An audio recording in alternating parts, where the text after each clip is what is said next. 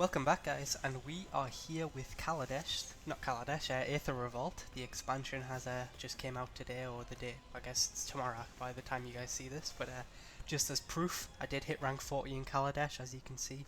Dominance asserted, 40 in every season so far. And we haven't touched the online ladder yet, we're still rank 0, but today we're going to be here with Black-White Aristocrats, which is, I'm sure, going to be or sacrifice deck, I guess, but same thing.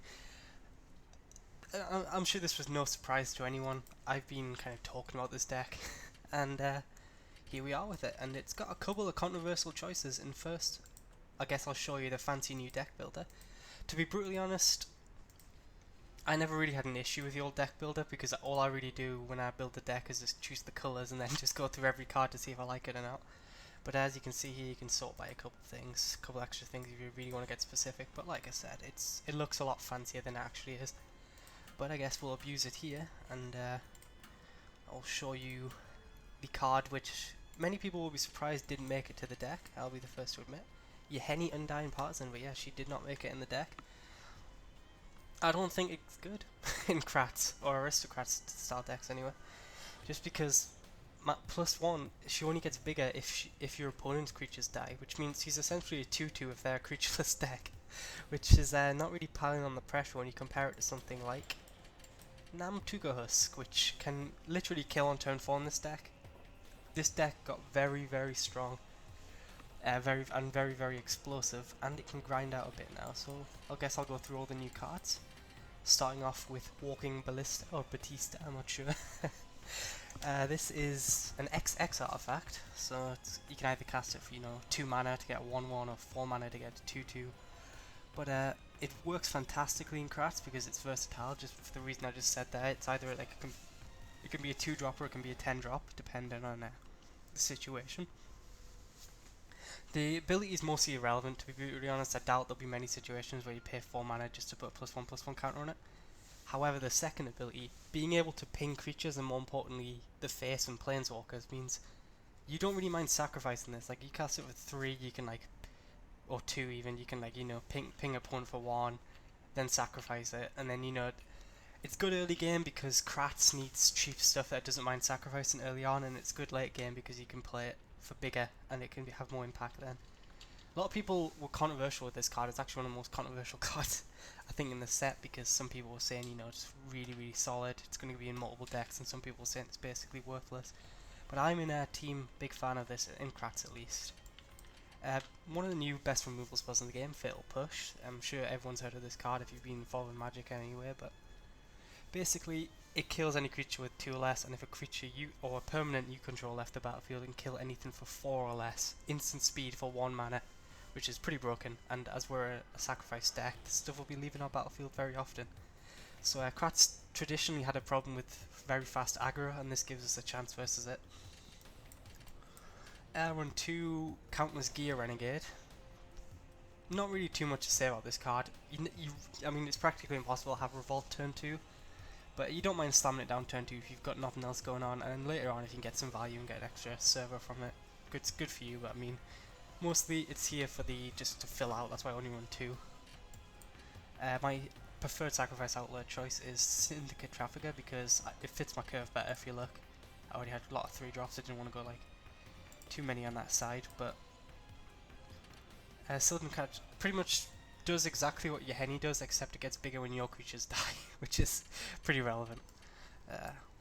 What else? We'll just go through the new cards. Hidden Stockpile is one of my favourites from the expansion. I've only played a couple of games against the AI with this. Like I said, this is a first build, so it's not really optimized, but Hidden Stockpile gives you a 1/1 on your end step if a creature left the battlefield, and you can sacrifice a creature. So it's a sacrifice outlet if you need it to be. But more importantly, it's providing a constant chain of 1/1s. If you get multiples out, this gets tough to punch through, because every turn, if you've got a server you don't mind, if every turn, once you've got one server out, you can sacrifice a server, make another server. So you've basically got an infinite loop of servers going on, which is very good with cards like Syndicate Trafficker, because it's basically a free +1/+1 counter every turn. So I really like this thing. It's obviously a do nothing enchantment, so it's all my thing, but I do enjoy it. New cards, Scrap Trawler. I'm testing this thing out, to be honest. To be brutal, it probably should just be a filigree familiar. Uh, I'm not too sure. It's just there's not really too much for fetching back. We're getting back either Scrapscoot Scrounger, which I mean is not the greatest thing in the world, Smuggler's Copter, or Walking Ballista. They're the only options really to get back. But it's a 3-2 for 2, which again you don't mind sacrificing. So it's not the worst option in the world. It's just whether it should just be a filigree familiar. Speaking of if it should just be a filigree familiar, not this guy. This thing is absolutely insane. When I read this thing, it took me a very long while to realise it wasn't rare. That's how good it is. It gets you a guaranteed 3-drop when it dies, and you gassed it for free. So I mean, the only miss in this deck really is, I guess, a removal spell if you don't want it, and Walking Ballista. But I mean, apart from that, I mean, you can get like a free Scrap Trawler, you can get a free Namtuka Husk, a free Weaponcraft Enthusiast. The value is just insane. And speaking of insane value, Shram's Expertise is the best card in the deck. I'll go out on my limb and say that. This is how you turn 4 kill, by the way, because you Shram's Expertise, make 3 servos, play like a Weaponscraft Enthusiast off it, and then suddenly you've got 6 bodies for on turn 4, plus your Namtuka Husk. You know, you're attacking for like 20 there, basically. Very, very good card, and you always want this in your hand / you know, opener or whatever. And that's all the new cards, but of course we're running our flagship Marionette Master. Probably shouldn't be in the deck, but is not a Nighthawk deck if it's not in here. And then the mana base is fairly straightforward. 9 swamps, 8 plains, both dual lands, 1 Forbidden Sanctuary just as an extra tap land, and 2 Westvale Abbeys. So that is the deck. Spent a long time there, but it is the first day of the season. You know, gotta help everyone get used to the new cards, and let's see how long we can go undefeated on the ladder, because I don't know. So what has the expansion brung for us? New bugs? Yep. On Steam we can no longer right click on cards, which I'm sure most people, like, when you can crew a vehicle, you know, you can just right click on it. Instead we now have to manually zoom in, which is frustrating, and it's going to take me a while to get used to, but I don't think it's the end of the world. What else is happening in the world? Xbox connectivity looks fixed. I was watching Cover Gobbler's stream, and he was finding matches no problem, which is a shock. They actually held their promise, and I think this is a keep. Who are we playing today? We are playing Adriana, so good luck to Adriana. And like, this is what I'm talking about with the versatility of Walking Ballista here. Like, if I didn't have Smuggler's Copter in hand, I could just cast it on turn 2 just as an artifact. But because I do, I can go, you know, Smuggler's Copter, Weaponcraft Enthusiast, and cast this for bigger later on. But our opponent is putting up a fight. That is the Sylvan Advocate. A good magic card indeed. But we're just going to lead with Copter. He could go turn 3 Rex Sage here, and then I think we're in trouble, but hopefully that doesn't come about. Also notable is with Angel of Innovation, I can cast this for 0 and still have a 1-1 on the field, although there won't be any counters to remove. I'm not too worried about this beatdown. He's going to hit me for 2 a couple times, but I mean, it's only okay. Apparently he's gone, but I'm going to play this one out because it's too early on. I don't know why he left, because he actually manually left there, because I got the option to take the gold. But a win is a win, and it was a glorious battle, etc, etc. And we've got a Westvale Abbey. If he's mono green, I'm 95% sure that's how we're going to win this game. So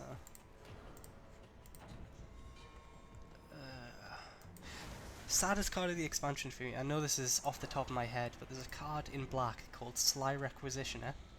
It's 5 mana, but it's got Improvise. Let's get rid of a land here. It's 5 mana, but it's got Improvise, and it's a 2/2. And the cards, I thought the card read: whenever an artifact or creature you control dies, you get a 1/1 servo. And non-token artifact or creature you control dies, you get a servo. And I thought that looked very, very good. Put it in my deck, played 2 games, finally drew it, and then that's when it hit me. The card says only artifact, it doesn't say creatures, so it instantly became worthless. But it's heartbroken. If it was my version of the card, it would actually be playable. Our opponent's on the Mono Sylvan Advocate plan.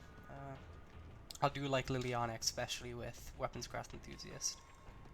I like Liliana a lot with Weaponscraft Enthusiast.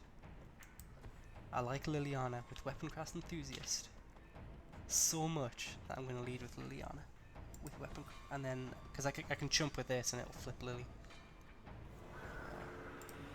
Let's go crew with you.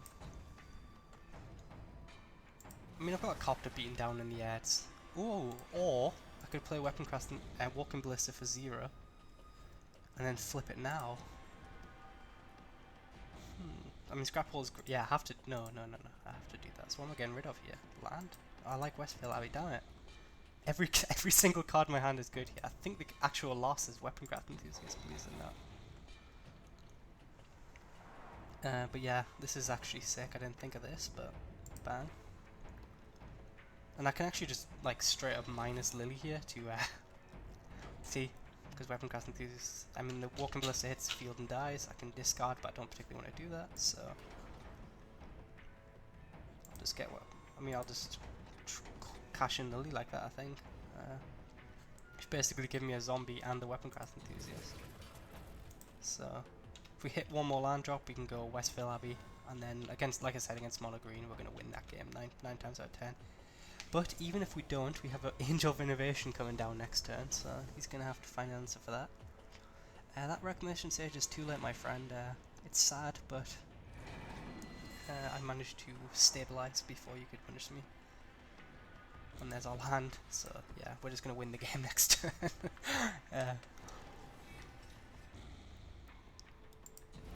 So a nice little wide board here. We still don't have any attacks. I guess we attack with the 3/3, and then if he wants to trade I'll trade a 3/3 for a Sylvan Advocate, and next turn we'll just punch him hard in the air. Wow, he took the trade. Wasn't expecting that. Like the sick thing here is though, we can go Scrap Trawler, getting back either Copter or Walking Ballista if we want. So you know, maybe Scrap Trawler is better than I was giving it credit for. That's a bold attack by the AI, but I'll take it. He needs to go like Black Mana Rising Miasma here. I think that's his only out. Architect of the Untamed is a good card, but it's not the most powerful card in the world. Also, I guess I'll demonstrate the new quote-unquote Omidol bug, but bug is a big word. I'll show you exactly what I mean by bug. 1, 2, 3, 4, 5. Basically, Omidol looks tapped. It's basically the same thing as when like a land doesn't tap when it should be. As you can see, Omidol's tapped. Zoom in, Omidol's untapped. Problem solved. But obviously, not a lot of new players are going to know that. But I mean, we'll attack for 12 against the mono green deck with our 10/8 lifelink haste indestructible. I'm sure they stand a chance. Opponent Alpha strikes us. You know what? I'll take that one on the chin, old chap. With a wild size, how could one compete with such power? I mean, I mocked this guy, but if he dropped that Rex Sage on turn 3, I think this game would be a lot worse. Smuggler's Copter did its job, which is, you know, smooth out the draw, get some early damage in, all that good stuff. But there's a second. I should have killed him with the Walking Ballista. Can I still kill him with the Walking Ballista? You know what? Let's kill him with the Walking Ballista.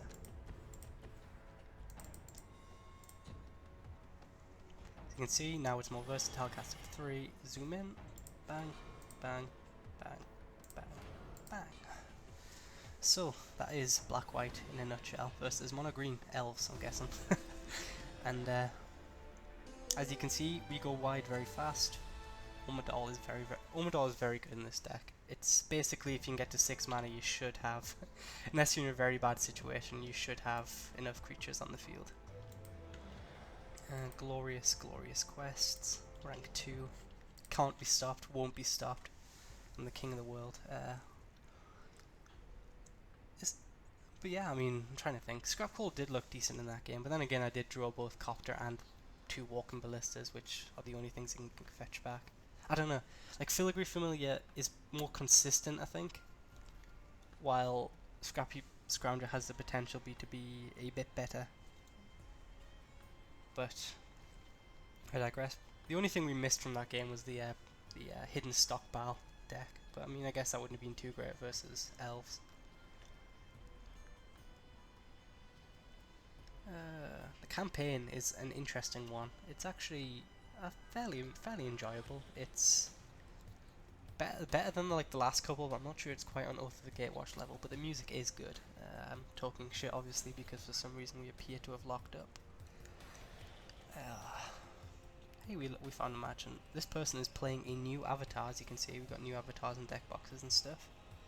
So I'm assuming they've got the new cards if they forked out for a avatar. So this might be a battle of Aether Revolt, and we're playing Attack Splatz, which is... he's rank 2 as well, so it's going to be one of us is going down. I don't think I can keep this. It's relies the land, and then it's not too impressive with the land. This is just slightly better, I guess. I mean, we have a 2-drop at least. Good mana. 2-drop. I mean, obviously I want to see more creatures here, but hopefully the deck's surprise. But I like having 2 removal spells if I'm going to keep a hand like this. If he's mono red, you know, Fatal Push is going to be great. And Namtuga Husk is a good draw as well. Like I said, it's not guaranteed. I mean, late game this thing should always have Revolt, especially if you've got a hidden stockpile on the field, but is he just going to shock me straight away or shock this? I'll take that. Alright, impulse, fair enough. Yeah, but early game, it's, I mean, you need like involvement. I don't even know how you could turn on turn 2 like Renegade map. I'm not running Renegade map in the Aristocrats deck, no way. I might just push that thing, so you can't like Madness out of Fiery Temper to kill Husk. Depends what we draw, I guess. We'll see what comes off the top of our deck. Shram's expertise is incentivizing me to play Fatal Push now. I guess I don't need to play it now, I can do it whenever. See if it like slams an aura on it. But Shram's expertise, I can cast the Husk off the Shram's expertise and have a pretty impossible card for Husk to kill. See if he flips like the grief toughness, whatever. No, he's not even attacking apparently. Do I just Anguish and make him? Or do I just Fatal Push? I think I'm going to Fatal Push just in case he plays like Inakun Firebird later on. I don't, you know, I want to wait to exile that thing permanently. So he's just going to Madness out a Blood Mad Vampire, which is not the worst thing in the world when I've got Shram's expertise, let's put it that way. Maybe I should have killed that thing, and then if because he misses land drop, he couldn't cast that, but I'll stand by my play. Nope, no tab land today. So yeah, this is Shram's expertise in a nutshell, just an absolutely insane card. So I just basically put myself in a Husk position straight off the bat, and he can't. I mean, does this thing have to attack each turn? No, it doesn't. But I can just jump it with a 1-1 or, you know, block with a 1-1. I'd happily make that trade. He doesn't attack, yeah. That's what I expected.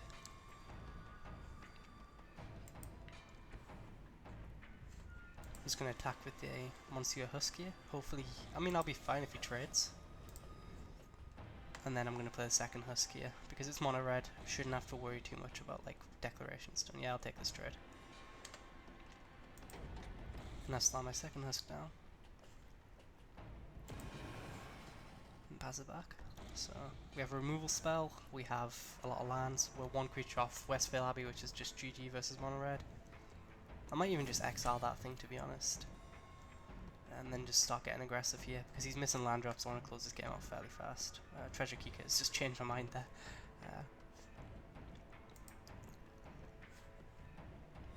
Like with the 2-2.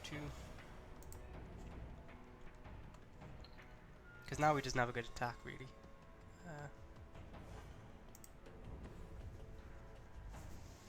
So I'm wondering what's in his hand. He must have all 3 drops and plus, which means he's quite a high curve red deck, so I'm assuming we're going to see stuff like maybe the new Actor Treason.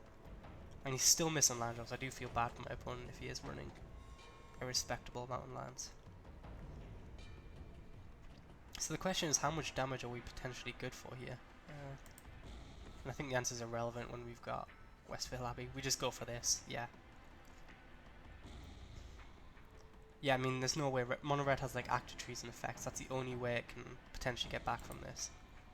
And I get like value off Treasure Crawler here, so I can even jump if I need to. It's sad losing Husk, but who knows? Maybe I'll get a 3rd one off Treasure Keeper instead. That's just a Weaponcraft Enthusiast. So yeah, this is why Treasure Keeper is an insane card. Let's put it that way. I'll create my servos. Westfield Abbey will sneak across the board. Attack him for 9. He's on a 2-turn clock in the air.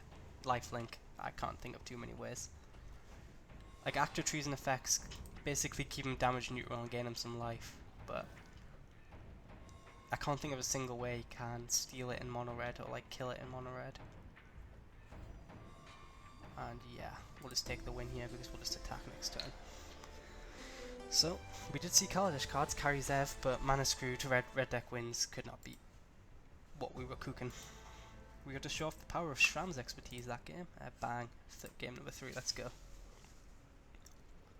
I am low on the ladder, like I said, so I mean my opponents might not be like the most optimized deck. Well, I'm not even going to say that because at rank 40 I run into like enchantment decks and stuff, so I guess I should be more palatable. I mean, so far we've had 2 Westvale wins, but I mean we played mono red and mono green, so it's just stupid to not go for Westvale Abbey wins if you've got them going for you. But like if I was facing like mono white or blue, I probably wouldn't go all in on Westvale Abbey like that, unless he was tapped out. But I mean, when you've got the colours that are specifically rigged and weak to big indestructible creatures, it's kind of it'd be anything more than unwise to not just slam Ormodal when you got the chance. There's no way a mono green elves or mono red land screw is gonna beat a 9/7 lifelinker, which they can't kill. But I mean, from my brief experience in the matchmaker, my expert opinion after these 2 matches, it does seem to be taking me a while to connect to matches, which is to be fair though, it is like 1 in the afternoon my time. It's not exactly like peak hours.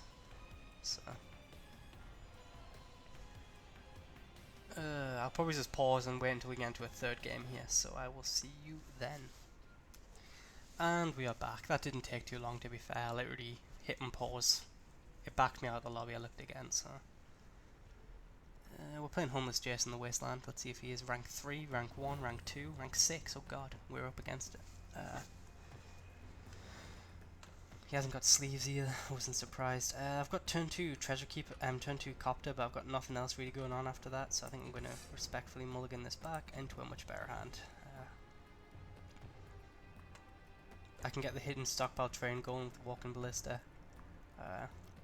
Shram's expertise is also a very, very good card, so I think the play is to lead with hidden stockpile into Scrap Trawler.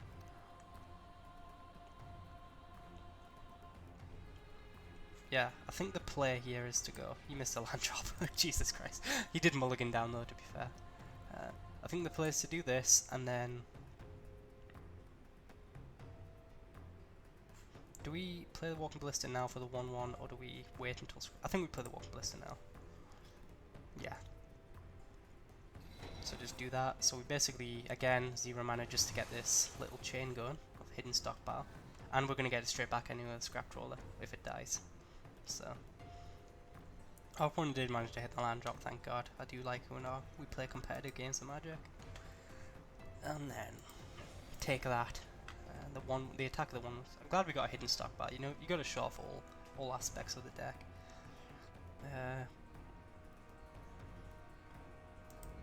So we play this because the next one we got Shram's expertise plus Husk, and it's going to be impossible to kill with Outsider's white removal from his Needle Spires.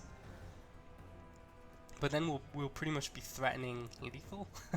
How much? 2, 6, 8, 10, 12. We'll be attacking for 12 with Husk if we want. that is the most loose declaration. Actually, no. To be fair, I don't get value. It's not the worst declaration still in the world. Although he may, and I mean I can't judge my opponent here, but he may be a bit tad salty once this happens. Seems pretty good to me anyway. I mean I'm no expert at Magic, but that seemed like a nice turn for me. And we got the clue next turn, and we got these hidden stockpiles. Eventually we will stop tapping out and we'll be able to, activate the ability each turn. I guess I mean, what I could have done there is just like sacrifice this one Husk, just have another one on defense, but I don't think I'm going to need any more. It is battle, to be fair here. They have just played AP and Kieran Alar. But I think the play here is I would love Walking Ballista. That's actually really annoying that you managed to exile that thing. I think first things first, we play a land, sacrifice the clue. Just to see what we draw here. More land. Then I'm just gonna I think I'm just gonna get aggressive here and attack all out. If he wants to eat, I'm happy trading off servos for Thopters, and if he chumps, then I'm gonna get another one. I mean, if he eats one, I'm just gonna get another one from hidden stockpile anyway. So yeah.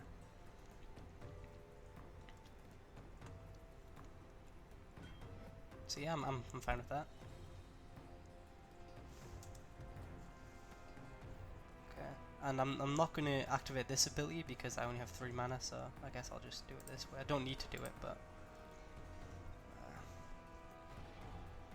just to show you what I mean, we can like pump Husk up while keeping our server supply going.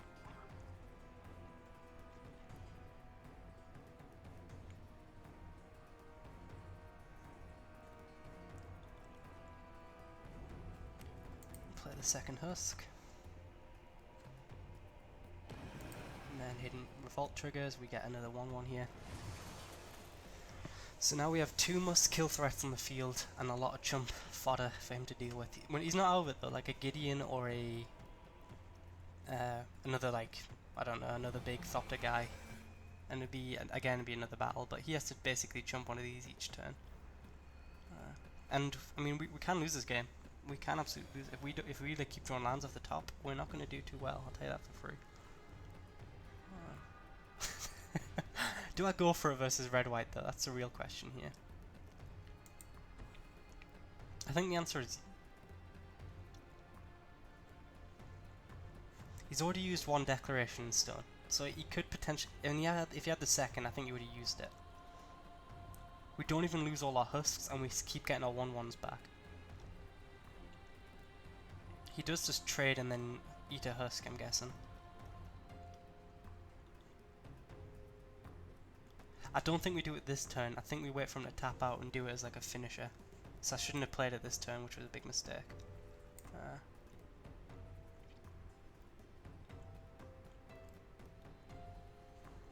I think I'm just going to attack with Shambling Vents. No, because then he can block and then sacrifice the Thopter. Although I might be fine with that, to be fair. I think I'm just going to attack with Shambling Vents.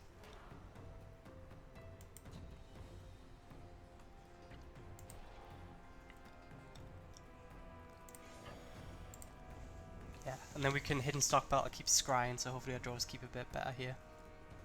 He has to make tough blocks. And then he's got 3 mana, so I mean, if I have lethal, I don't think I want to go into it this turn. In case he has like a Skywiller shot.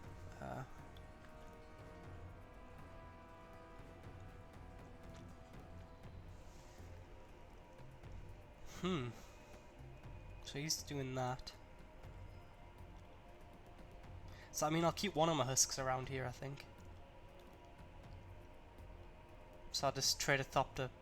I mean, I'll trade a servo and a point of damage for a husky, I think. And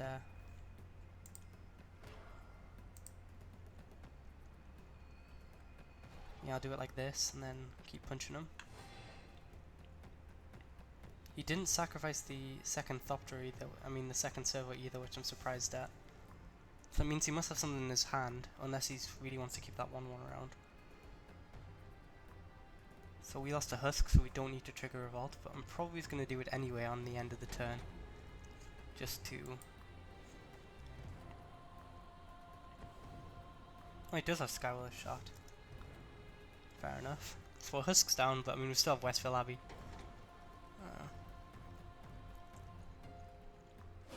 Although we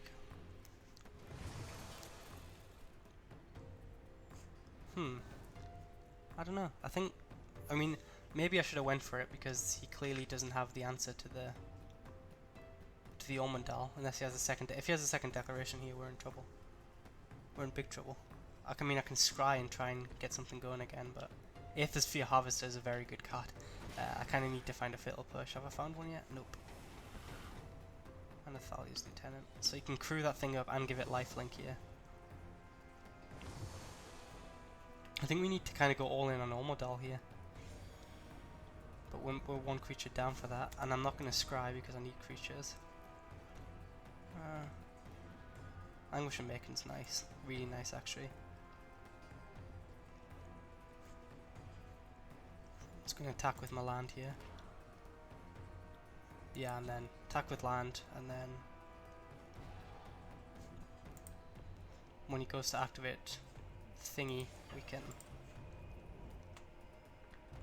When he goes to activate that, we can, you know, Angelic Destiny it. So we're just scraping across the line here. I'm not going to wait for him to pay the energy because he'll just do that after blocks, so I'll just kill it now.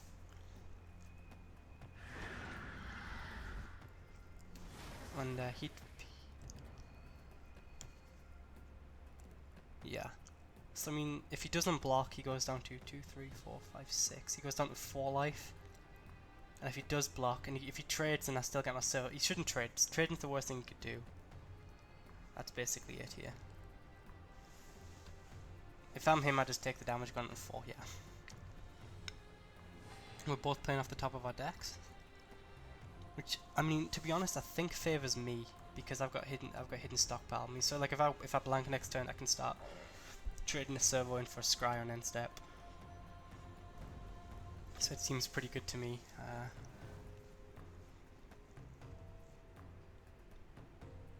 Opponent put up a fight. He did manage to kill both husks. Perhaps I should have kept one of the husks around.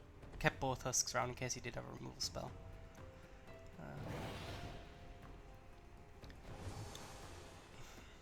I mean, we're going to have to see what's off the top of our deck here. Any creature, like a cheap creature, we can activate. Okay.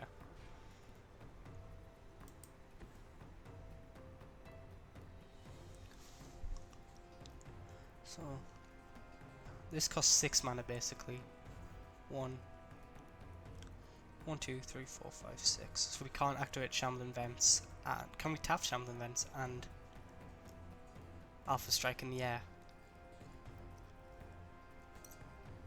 1, 2, 3, and then 1, 2, 3, 4. No, we can't do it. We need to wait till next turn.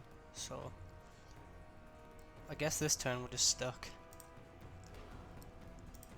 Sacrificing the servo, just because we're going to get another one anyway if we do it this way.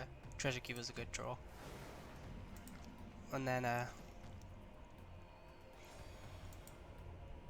we make a Westvale Abbey token.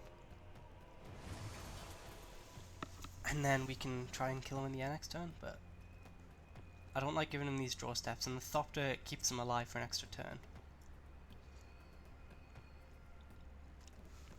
But I do like Westvale Abbey next turn. 1, 2, lifelink is a big problem here. Let's see how aggressive he gets though. I mean, I'm assuming Hanwea Garrison's coming in. It's whether he gets greedy and attacks with the Thopter. That's where he got greedy and attacked with the Thopter. These creatures don't have lifelink, crucially. Actually, ooh, does he get above like lethal range? I mean, we just take the damage here. We don't have too many options. I guess I could have killed the Hanwea Garrison. Probably should have killed the Hanwea Garrison, actually, thinking about it. I'm choking this game away. I'm doing my best.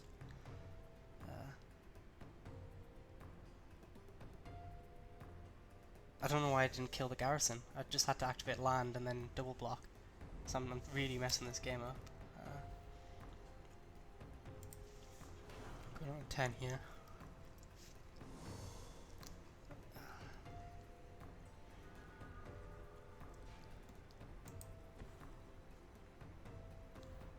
I mean, I can jump next turn, so I think we just...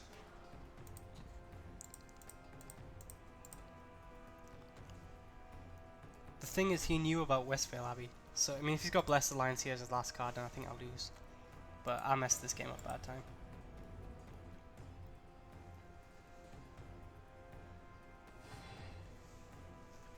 I mean, I don't think you can kill us on the backswing. Because we have the 1/1 at least to chump. Yes, basically that's to keep the Thopter back.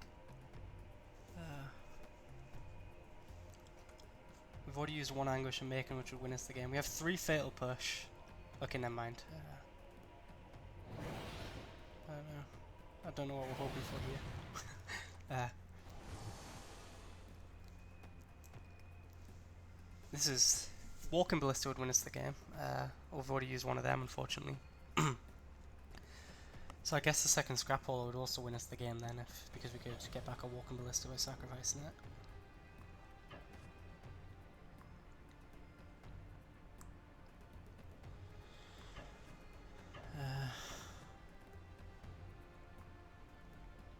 I messed up this game. That Henry Garrison should be dead. I think I'm going to chump there and scry, so hopefully try and get something good here.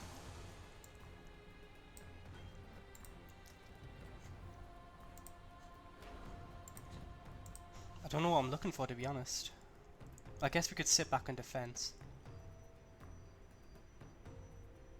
That gives us a wide board. We can sit back and defense. No, because he can make target creature not block. Damn it. We can't even sit back and defense. So I don't even think this does it. It might do it though. I think we have to. Yeah, because it gives us 2 bodies, and Treasure Keeper hopefully gets us enough bodies to get something going as well. So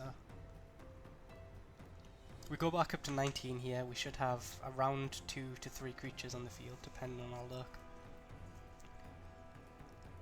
And then he's out with cards in hand. So why didn't he pump with P and Kieran? I'm not complaining.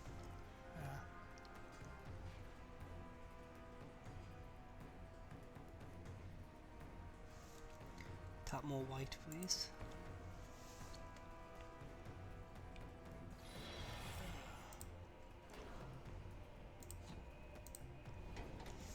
Because we just need chump blockers at this point. Fatal Push kills 1 Thopter. Or we can kill Thalia's Lieutenant. But we're going to be chumping Thalia's Lieutenant anyway. So what are we killing here? That's the question. If I kill Pia Nala, then I can sit back with Omidor on defense.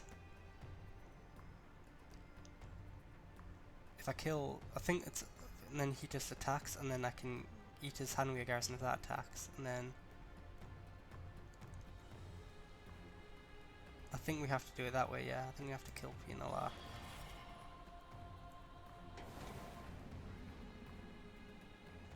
On the land. There you. So we're going to get 2 scries here. And we're past the stage of attacking. This is a really bizarre game. That Hanwei Garrison should be off the board though, which is really frustrating for me. We're so close as well, we got them down to 3 life. We just need to find that last 3 damage. We do have cards in our deck which do that.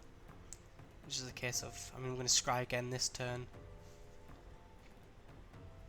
Second Walking Ballista. We're looking for second Walking Ballista or second Scrappy Scrounger.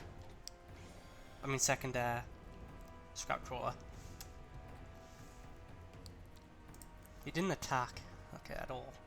So I don't particularly want to scry them this turn. I can just do it. As much as I like the draw, then I don't think I want to do it this turn. I should have scried. I keep playing out lands, I think. I'll sacrifice you. I've got this thing on defense now. Copter is an attacker in the air, which I like, so I think I'm going to keep that on top. I'm going to keep this land in hand then if I've got Copter.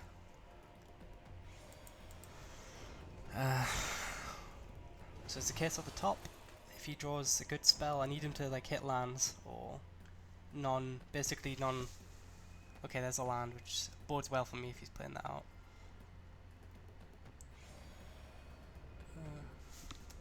Is there anything we're doing this turn? Not really. Okay, the Copter out. So we're scrying an extra card a turn, so in theory our draws should get better here.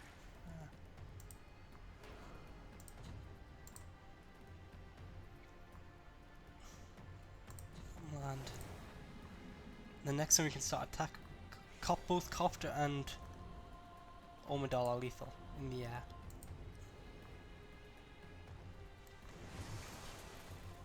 And then I don't think he has good attacks. We can line up things pretty well. And then we can even loot with like our copter on defense, which should hopefully get us a card. So like right now we're in second fatal push is lethal, second anguish and unmaking is lethal. So there's a lot of cards in the deck that get us at this point. It's just a case of who finds the finisher first, me or him. I think Avacyn or Gideon would put him through. Sham's expertise is very, very good.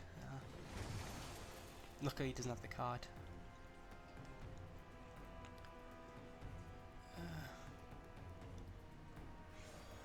He doesn't have good attacks yet.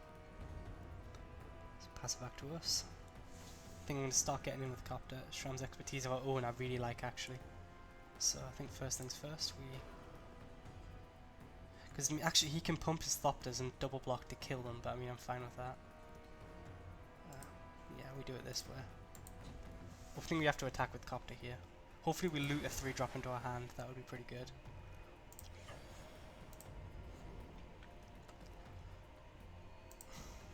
Fortunately more land. Jesus, I feel like I've bottomed a lot of land this game. Yeah. Oh, I killed his Piak and I don't know what the hell I'm talking about. Okay, so that happens. And then we hidden stockpile the tap token. Scrappy Scoundrel is a creature, but I don't think it's particularly impressive here, so I think it just goes to the bottom.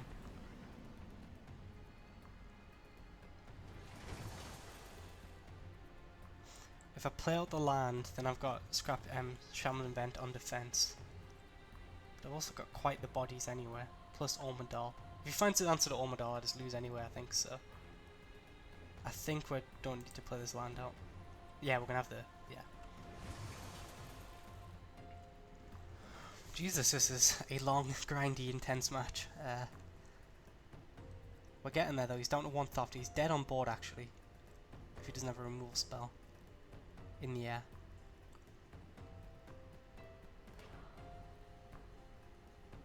And I'm probably just going to scry one of my Thopters away, and so I'll trade a Thopter at a server at this point for, yeah, he's just going to Alpha Strike it looks like. I don't think he has lethal on board if we block well. Yeah, that means he's got nothing, I think.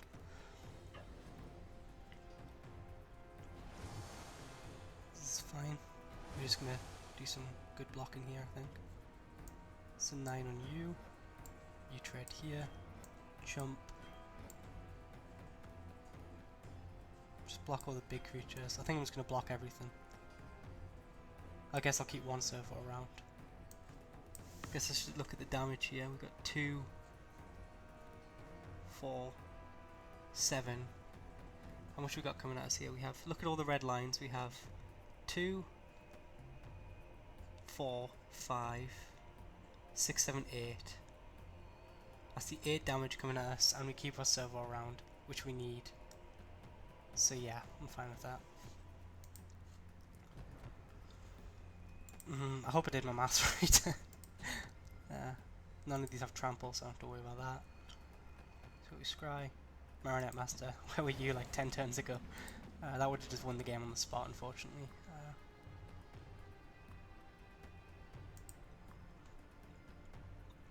It still wins me the game on the spot, to be fair. So it's just whether a case I did my maths right and we survive. And we did it. Okay, good. So yeah. So after Ormadal did all that work to keep us alive, there's only one way to end this video, and its name is Marionette Master plus the new sacrifice outlet, hidden stockpile. The game could not have aligned better. Bang.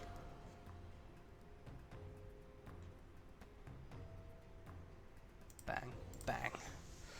Oh, Jesus Christ, that was a good game and stressful. I misplayed a lot early game, but I think late game I kind of put my game face on and came back into that, hopefully. Ooh, that was stressful though. 3 wins though, 3-0. White black, fabricate, the greatest deck of all time. God's gift to Magic, I am. On that bombshell, thank you guys for watching, and I'll see you later.